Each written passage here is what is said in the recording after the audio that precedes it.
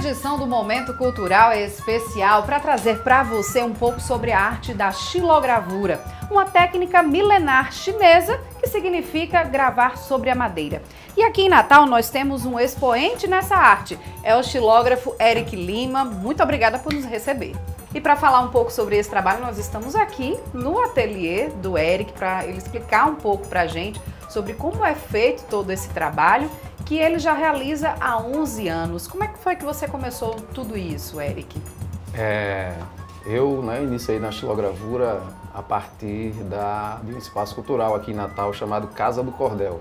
Eu sou filho de poeta, o meu pai é poeta cordelista e ele fundou um espaço aqui em Natal em 2007, chamado Casa do Cordel, um espaço dedicado à literatura de cordel. E como a xilogravura tem essa história com o cordel, eu já gostava de desenhar um pouco, de pintar, mas não conhecia a técnica da xilogravura e justamente por causa da história do cordel eu fui incentivado pelo meu pai e por outros poetas e poetisas a fazê-lo.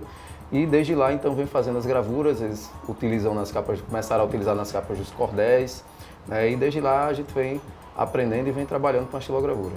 Então tem que ter, de certa forma, uma aptidão mesmo para o desenho, para poder gravar, fazer toda essa estampa na madeira. O desenho é parte importante da gravura, é uma das fases da gravura é o desenho, vamos dizer assim, é a alma da gravura, porque você tem que fazer essa imagem, mas assim, a arte todos podem aprender, Tanto é que nessa minha vida com a arte eu tenho também feito isso, e procurado ensinar, passar para outras pessoas e tenho visto que toda e qualquer pessoa tem capacidade de desenvolver sua sensibilidade e de desenvolver a arte. Certo, mas para quem está acompanhando a gente aqui agora, vamos explicar realmente como é que funciona, como é que começa todo esse trabalho. Você tem uma madeira crua, vamos dizer, uma madeira limpa, e aí como é que faz para começar esse desenho? Você desenha na própria madeira, desenha no papel, como é que é esse processo mesmo inicial para a arte em si? Bom, a xilogravura, vamos dizer assim, ela tem algumas fases para produzir uma gravura. Então a gente tem que fazer o desenho sobre uma placa de madeira. A gente utiliza diversas madeiras. Tem uma madeira muito mais utilizada, não só por mim, mas por muitos xilógrafos no Nordeste, que é a umburana, que é uma madeira típica do sertão. Uma madeira que aceita muito bem o corte, mas a gente usa outros tipos de madeira também, louro, cedro, inclusive o MDF, que não é um material mais atual, que substitui, inclusive para oficinas, para outras atividades. E então a gente faz... Essa daqui é qual? Essa é a umburana, certo? Que é essa madeira que nós gostamos muito de utilizar. Então a gente faz o desenho, como vocês estão vendo aqui nessa gravura, a gente pode fazer o desenho diretamente sobre a madeira ou passar o desenho, fazer o desenho no papel e passar para a madeira, certo? Depois de desenhado, a gente vai para a gravação. A gente chama de gravação, que geralmente as pessoas identificam como talhar, porque elas fazem a relação com a talha. Mas a gente não chama talhar porque no caso aqui é uma gravura, então a gente chama gravar. Qual é essa diferença do entalhe de um trabalho em madeira para a xilogravura, para as pessoas não se confundirem mais? Pronto, a diferença de uma talha para uma gravura é que a gravura ela se presta a imprimir, a fazer impressões, então ela é plana. E a talha ela tem movimento, porque ela não serve para impressão. Então por isso nós chamamos de gravar. Então depois do desenho a gente vai fazer a gravação, com ferramentas próprias para isso e também outras ferramentas improvisadas. Hoje em dia existem ferramentas industrializadas, a gente usa goivas, usa buris. Mostra pra gente aí que ferramentas são essas. Tem algumas delas aqui são goivas. As goivas são ferramentas, são semelhantes aos formões, aqueles formões que a gente vê geralmente o escultor trabalhando, sendo que eles são menores, são ferramentas menores e tem pontas diferentes e que dão cortes diferentes na madeira e que com isso você vai dando então essa plasticidade aí nos cortes e no desenho que você trabalhou na matriz. A gente chama essa placa de madeira quando a gente está terminada de matriz, então a gente grava com essas ferramentas, com buris, goivas como essas. E cada ferramenta dessa permite um corte diferenciado. Permite um corte diferente, elas têm pontas diferentes, então fazem cortes diferentes, de acordo com para que a imagem não fique monótona. Suas influências são sempre nordestinas, pelo que a gente vê aqui estampado aqui nas paredes, enfim, das matrizes que você está mostrando aí pra gente. Tem sempre essa influência da cultura nordestina, do cangaço, Também, com certeza, é muito presente, né? Porque esse é um dos meus universos, né, da literatura de cordel e as temáticas, o imaginário nordestino, essas imagens que são fortes e são marcantes para a gente aqui, elas também são retratadas por mim, né? Porque eu também estou imerso nesse mundo do cordel, eu faço parte da Casa do Cordel também e com certeza retrato, mas também procuro retratar, né, o nosso lugar, nossa cidade, nosso estado, figuras, imagens e ícones, né, que nos lembram ou que estão, né, pessoalmente gravadas na minha memória, mas também a vida, né, uma visão crítica da sociedade, então também está presente nas minhas gravuras. E de materiais que você desenvolve, você falou sobre que começou isso muito por influência do seu pai, né, o cordelista Abaeté, que não falou o nome aqui mais especificamente, mas a gente reforça aqui, estampando, né, enfim, capas de cordéis, mas seu trabalho você aplica em várias situações. A gente está vendo aí estampado na sua camiseta também. Em que você aplica o material da xilogravura comercialmente, né? Bom, a xilogravura ela é uma técnica de artes visuais que, assim, ela tem uma vida independente, mas também ela também tem essa função, coisa mais para ilustração. Ela é muito conhecida por nós aqui para a ilustração dos folhetos de cordel, né? Porque ficou na nossa memória, apesar de não ser as únicas, né? É apenas mais uma forma de ilustração de cordel, né? E o cordel, inclusive, não deixa de ser cordel se não tiver xilogravura. E a xilogravura também tem vida independente do cordel. Então a gente faz xilogravura como se faz uma tela, uma pintura, uma escultura, como é uma obra de arte, certo?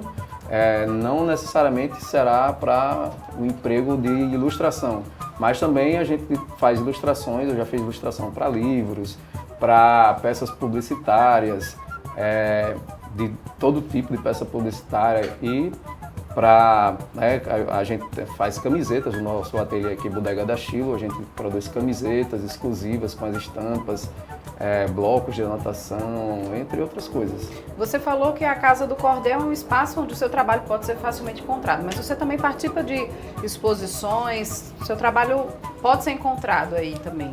Com certeza, né? Eu faço parte da Casa do Cordel e permanentemente, além do meu ateliê, né, também podem ser encontradas, os trabalhos podem ser encontrados lá na Casa do Cordel e a gente também tem participado sempre de mostras, exposições, feiras e tem levado o nosso trabalho.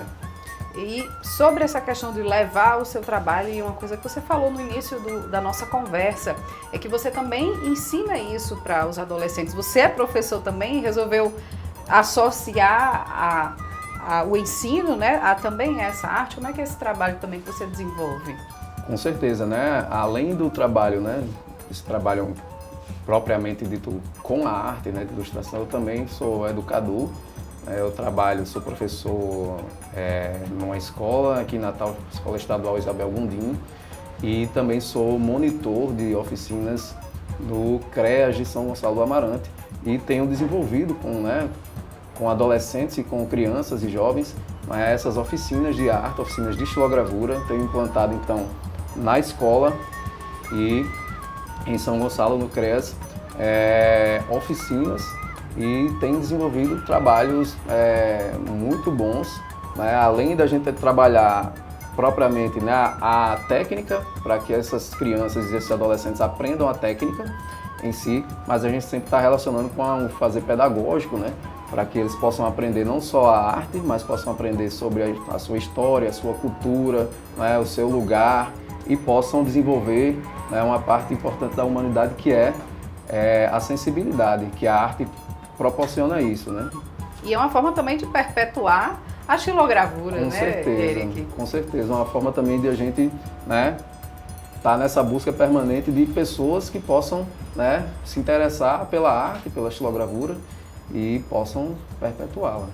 Evidentemente que você deve ter tudo aquilo que você vai aprender, você deve saber do que se trata, de onde veio, a história daquilo, e eu sempre prezo por isso, mas a prática é muito importante, porque a gente aprende, sobretudo algo, né, a arte, né?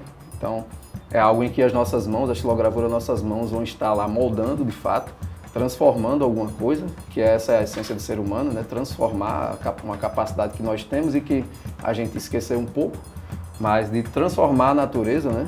Então você pegar um pedaço de madeira e transformar numa obra de arte.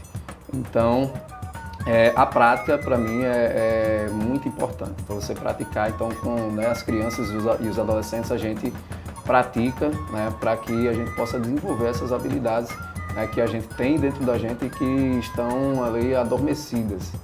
Eric, e enquanto artista, enquanto xilógrafo, quais são os seus trabalhos preferidos, né? Você está falando aí que gosta muito de repassar essa questão de valorização da cultura, mas as paisagens aqui do estado, por exemplo, é uma coisa também que lhe inspira no trabalho?